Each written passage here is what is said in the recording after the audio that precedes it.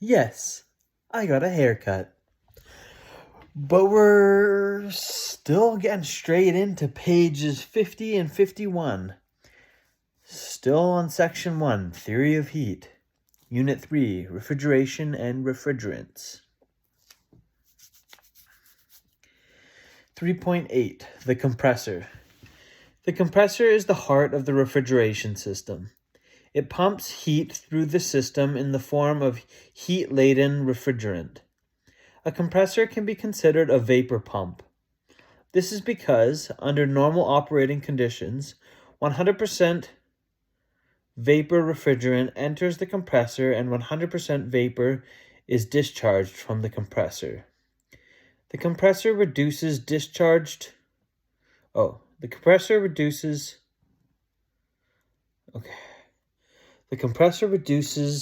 the pressure on the low pressure side of the system, which includes the evaporator, and increases the pressure on the high pressure side of the system.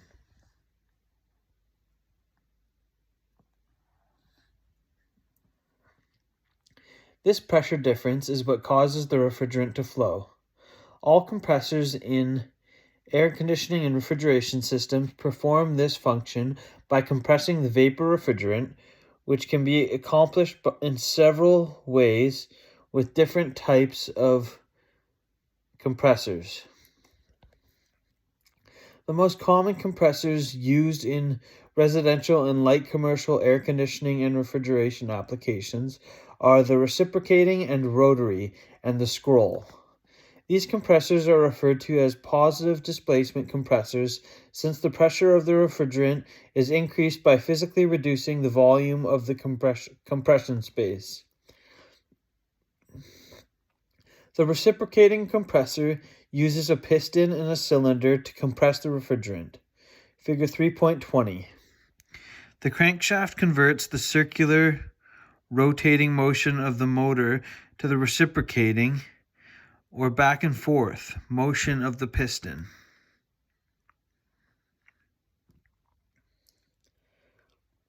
Valves, usually reed or flapper valves, ensure that the refrigerant flows in the correct direction.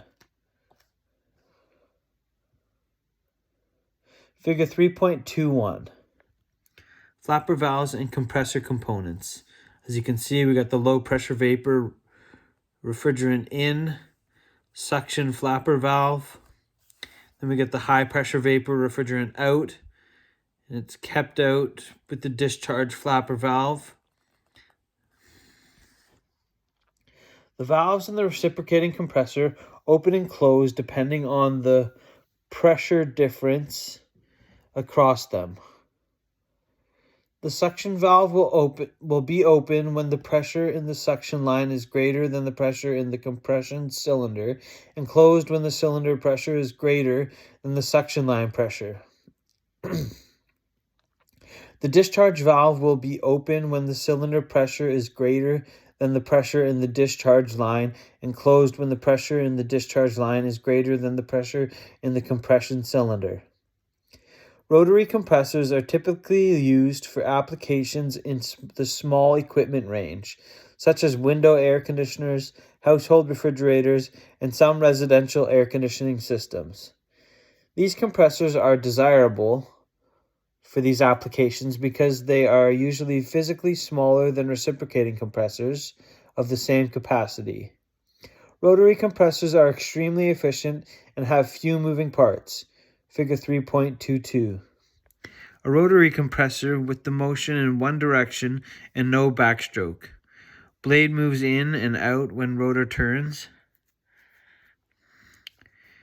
So we got the suction gas going in. We got the rotor. As you can see, this is crazy. Spring applies pressure to blade or valve. Yeah, this is smart stuff. We're getting smart here. They use a rotating drum-like piston that squeezes the refrigerant vapor out of the discharge port. The Skoll compressor is the most commonly used compressor in newly manufactured residential and light commercial air conditioning equipment. This compressor uses two nesting scrolls to facilitate the compression process. Figure 3.23. This is an actual real-life picture. These are nestled scrolls.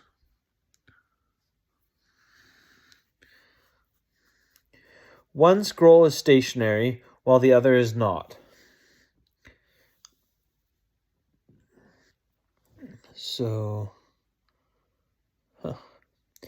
The movable scroll orbits inside the stationary scroll, squeezing the vapor refrigerant from the low pressure side to the high pressure side of the system.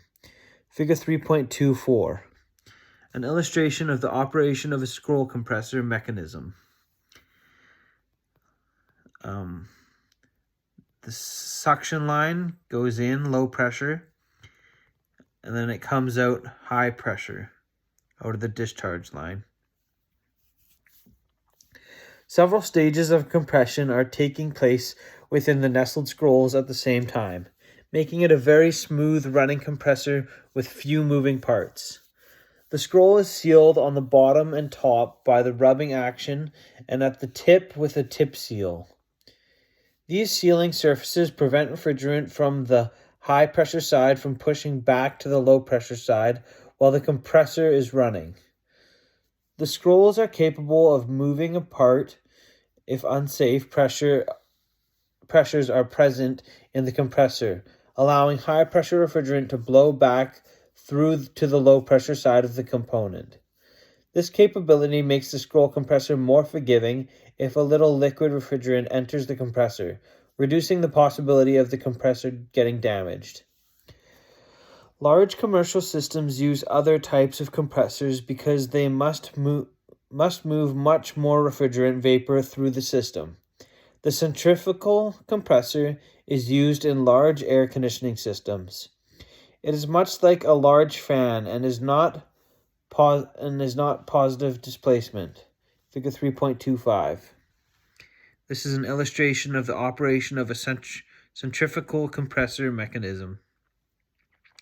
Inlet pipe, suction, the impeller, and then it just like zoots it out. Itchy eye. The centrifugal, I like saying that, centrifugal. The centrifugal compressor is referred to as a kinetic displacement compressor. These compressors increase the kinetic energy of the refrigerant vapor with a high-speed fan. The fan exerts centrifugal force and pushes the refrigerant toward the outer portion of the chamber, increasing its pressure. A low-pressure condition is created at the center of the chamber, allowing new suction gas to enter the compressor. This technology is also used in jet engines. The screw compressor is another positive displacement compressor and is used in larger air conditioning and refrigeration applications. This compressor is made up of two nesting screws. Figure 3.26. That's on the next page. If it's a picture, I'm allowed to flip to the next page. So here we go. 3.26 is an illustration of the internal working mechanism of a screw compressor. One stage of compression as refrigerant moves through the screw compressor. Yeah, now we're getting into the real stuff. A space between the screws gets smaller and smaller as the refrigerant moves from one end to the other. The vapor refrigerant enters the compressor at the point where the screw spacing is the widest. As the refrigerant flows between these rotating screws, the volume is reduced and the pressure of the vapor increases. We're just left with the. Okay, that's pages 50 and 51. Thank you, and I will see y'all tomorrow.